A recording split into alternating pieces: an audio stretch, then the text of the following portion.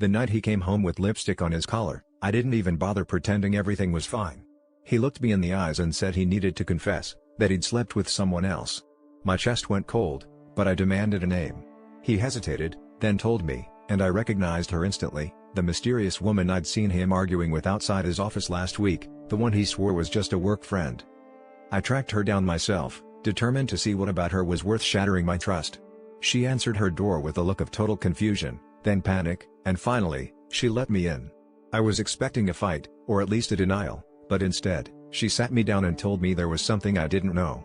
Her hands shook as she said she'd been meeting with him for months, but not for the reason I thought. She pulled out a battered envelope and slid it across the table. Inside were adoption papers, photos of 2 tiny babies in an orphanage, and a letter from a social worker. She looked at me, tears spilling down her face, and told me she was his twin sister, separated at birth, reunited only recently. They'd kept it a secret while they tried to process everything, not wanting to drag anyone else into the mess of their past. I sat there, stunned, realizing every angry word, every sleepless night, had been built on a lie I'd told myself. He hadn't betrayed me with another lover, but with the truth he was too afraid to share. I walked out of her apartment feeling emptier than I'd ever felt, wondering if I could ever forgive him, not for cheating, but for thinking I couldn't handle his real story.